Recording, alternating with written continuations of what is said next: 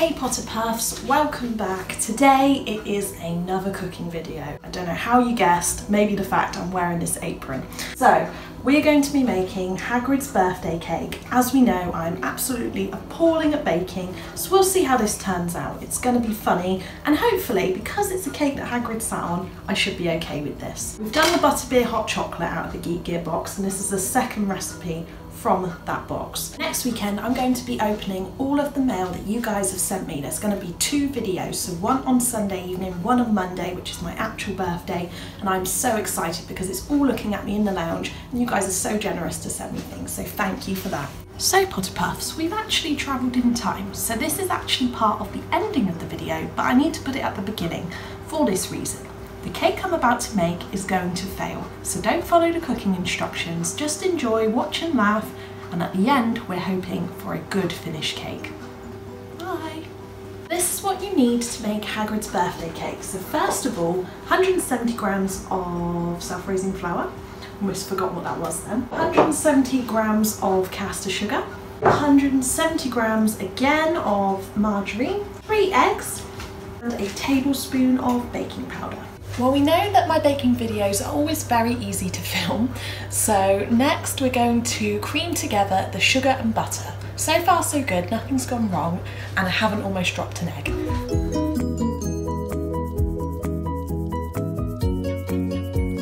So it turns out electric whisks are very powerful and butter didn't just splat all over the walls, so hopefully this is mixed enough. It would have taken a hell of a lot longer if I had had to do that by hand. Next, what we need to do is add an egg.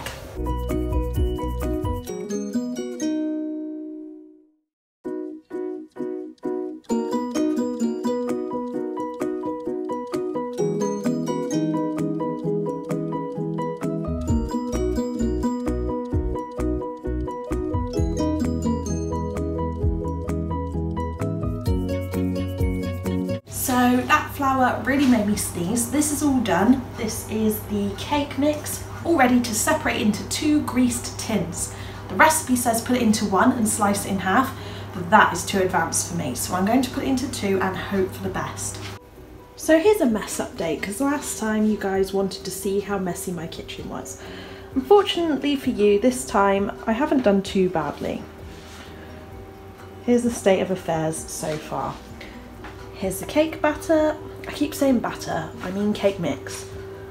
I have also greased these cake tins along with using baking paper because I am scared they're not going to come out. So here it is. I put the cake mix into both of these tins. Now to give you guys an insight into what normally happens when I make cakes. So first of all, what normally happens is I get really excited that they're going to look exactly like the recipe card. Next, I get them out of the oven and they are flat. So hopefully it will go well, but I haven't had many successful cake attempts, so let's not get our hopes up. Let's just hope some magic helps us.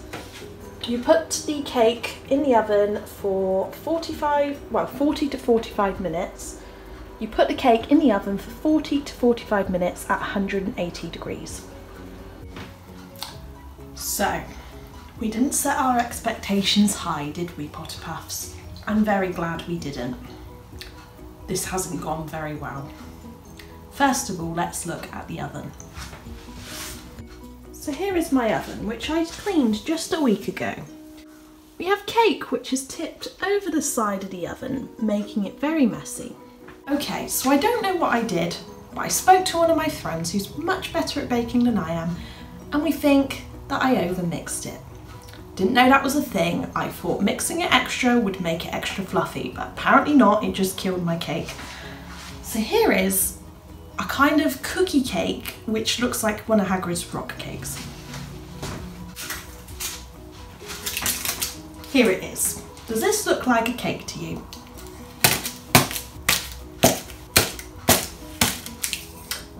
Can't really work with that. John said to me, "Can you save it?" I don't think this is very savable, guys.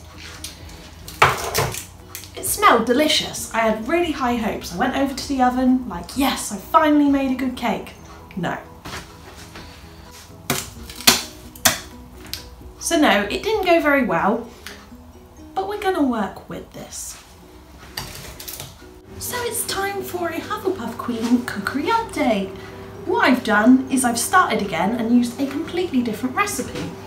So unfortunately I wouldn't say the Geek Gear one is that great.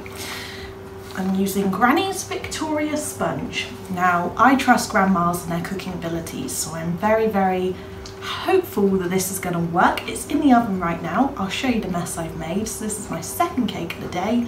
Here goes nothing, part 2. So those of you hoping for mess did get your wish. So we have the recipe of a much more trustworthy sauce on my iPad.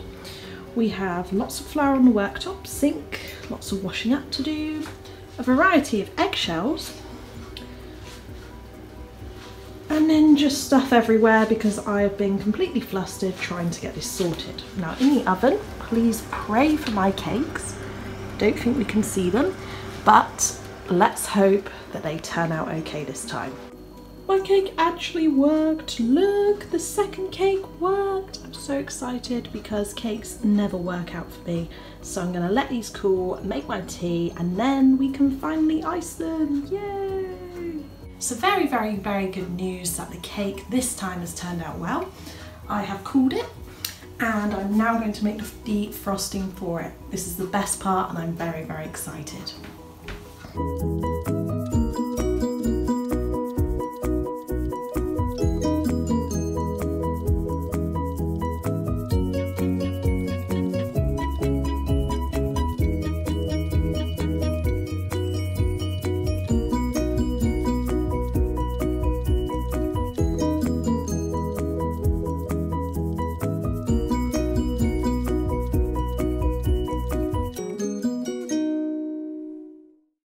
This DIY video has been quite a disaster.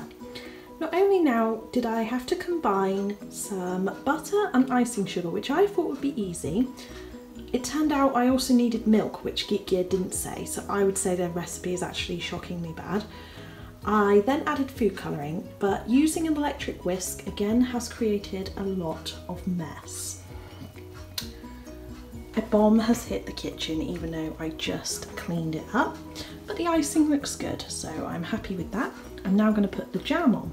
Okay, so for the icing, what you need is 225 grams of butter and also caster sugar, then some red food colouring, just a couple of drops, and finally don't forget the milk, which Geek Gear didn't put on the recipe. So now let's do the raspberry jam and put it all together. So I'm here to show you what to do last, which is put on the jam and the icing. Hopefully nothing can go wrong at this stage, but it still could happen.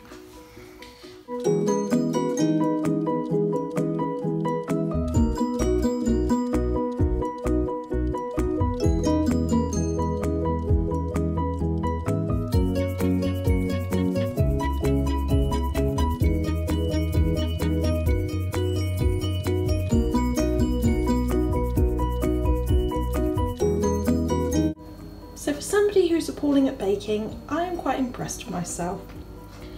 Here it is, Hagrid's Saturn cake. Thank goodness it was a cake that was meant to look wonky because icing's really hard to do. Happy birthday Harry, and it's got its cut where Hagrid sat on it. The icing looks cool and I am very excited to eat it. Let me give it a try. So before I eat it, I'd just like to say that that recipe was really bad. I'll put in the description the tips and tricks that I've learned along the way because I've made the mistakes that hopefully you won't have to make. Here's the finished cake. I'm just going to give it a try right now. So the cake was delicious. It was worth the pain of today. If you do make it, do let me know in the comments down below, and also let me know if you found this video amusing. If you'd like to subscribe for more funny cooking videos, hauls and Harry Potter fun, do that right now. I'll see you next Sunday. Bye!